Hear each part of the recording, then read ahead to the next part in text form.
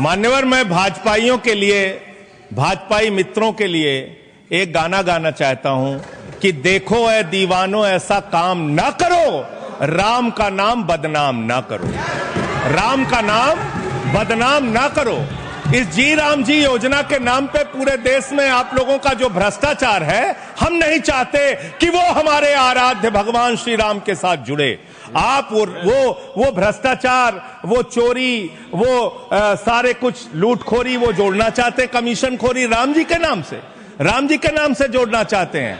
लेकिन मैं क्या करूं मान्यवर, मैं तो कह रहा हूं, आप फिर आ गए मान्यवर, हम लोगों को। हाँ तो मान्यवर हम तो कह रहे हैं, देखो ए दीवानों ऐसा काम ना करो, राम का नाम बदनाम ना करो। लेकिन हमारे भाजपाई मित्र कह रहे हैं, राम राम जपना पराया माल अपना, राम राम जपना पराया माल अपना। इनका ध्यान लूटखोरी और भ्रष्टाचार में लगा हुआ है। इस कानून में क्या लिखा हुआ है मान्यवर? इस कानून में लिखा हुआ है, इस कानून में लिखा हुआ है मान्यवर, इसमें लिखा हुआ है कि 40% हिस्सा राज्य सरकारें देंगी, 60% हिस्सा केंद्र सरकार देगी। पहले 90% हिस्सा केंद्र सरकार देती थी, 10% हिस्सा राज्य सरकारें देती थी। आज तो ज्यादातर राज्य सरकारें आपकी नीतियों की बदौलत, आप जीएसटी का पैसा खाते हैं, राज्यों के टैक्स का पैसा खाते हैं, आपने राज्यों को खोखला कर दिया, आपने राज्यों को कर्ज में डुबा दिया। अब आप कह रहे हैं राज्य सरकारें इसमें पैसा लगाएंगी, यानी आप इस योजना को मारना चाहते हैं, आप इस देश के मजदूरों का हक मारना चाहते हैं, इस योजना को पूरी तरीके से खत्म और समाप्त करना चाहते हैं। इस मंशा से आप इस योजना को लेके आए हैं, क्योंकि राज्यों के ऊपर आज जो कर्जा है वो मैं पढ़ के आपके सामने सुनाना चाहता हूं।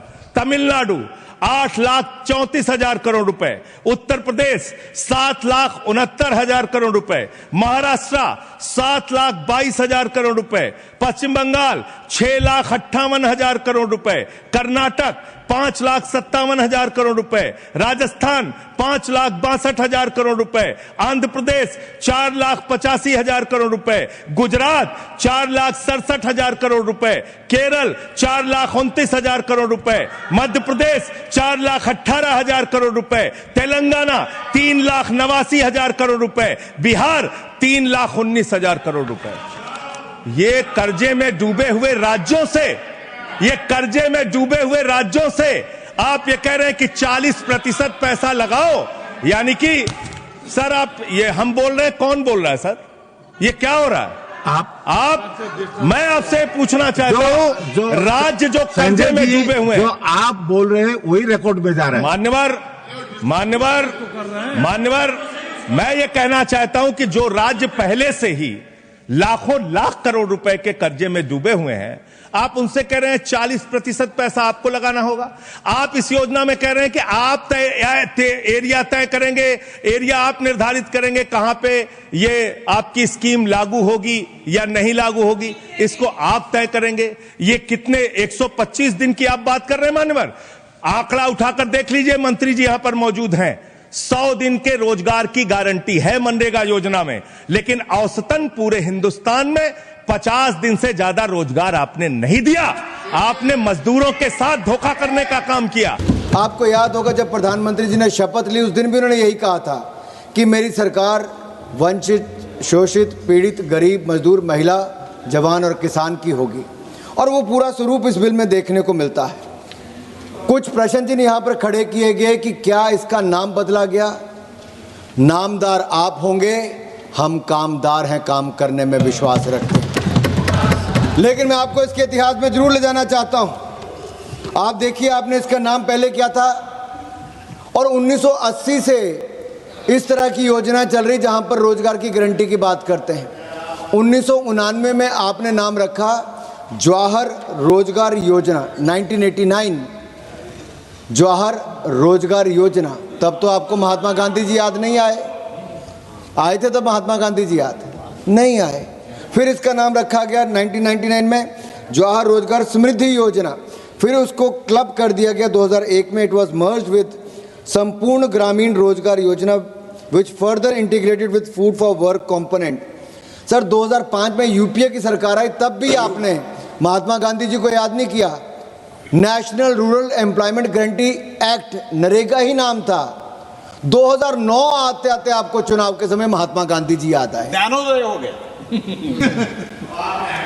तो आज पूरी कांग्रेस यहाँ पे नहीं है, लेकिन मैं उनको याद करा दूं उन्होंने महात्मा गांधी जी को कितना याद किया था। लेकिन तो अपने नेताओं को बता देना जो आप विदेश घूमने गए हैं। अब मैं बताता हूं सर इसमें फर्क कितना है।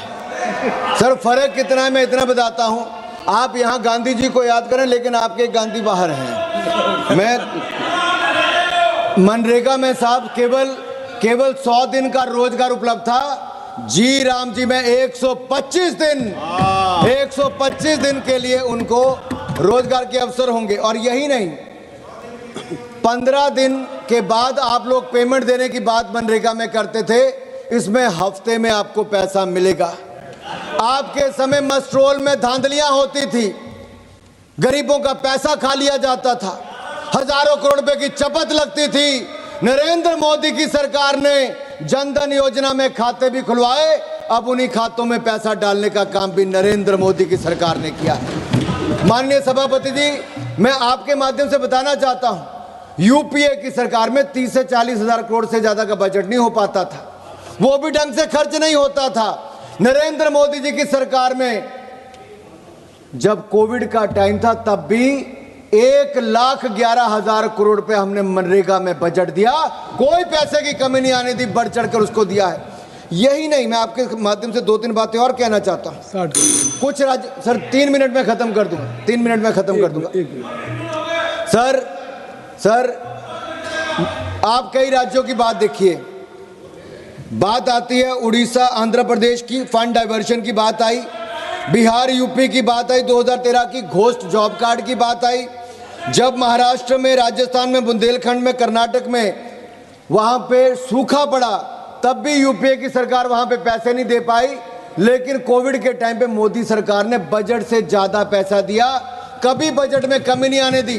पिछले 4 साल का बजट उठाकर देखिए, 80,000 करोड़, 90,000 करोड़ वहां तक आता है। सर मैं 2-3 बात कह के दो बात कह के बात समाप्त कर रहा हूं। सर स्कोप ऑफ वर्क हमने प्राथमिकता दी है water security, core rural infra, एक मिनट रुकिए, लाइवलीहुड इंफ्रा, एक मिनट रुक जाइए। Climate disaster. मुझे लगता है कि संख्या का आपको आभास कराना होगा। इस पक्ष की संख्या 299 है और इसकी 90 है, तो इसलिए आप समय इनके साथ अधिक है, इस बात को समझिए। लेकिन एक बात 1 मिनट में खत्म करिए। सर मैं इतना ही कहना चाहता हूं, हमारी सरकार ने आके जियो टैगिंग भी की, बैंक खाते भी खुलाए, पारदर्शिता भी लाए, पैसे भी ज्यादा खर्च किया, एसेट भी ज्यादा क्रिएट किए। सर मैं एक बात सर बहुत महत्वपूर्ण सर सदन के इसलिए बताना पड़ेगा, अभी निशिकांत जी भी हैं, 4.5 सर आप बात सर 1 मिनट तो दे दो सर।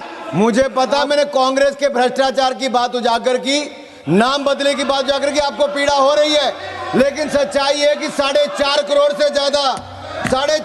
से ज्यादा जॉब कार्ड डिलीट किए गए और 1 महीने की ड्राइव में भी 1.63 लाख जॉब कार्ड सर वो साफ किए गए केवल 1 महीने के अंदर।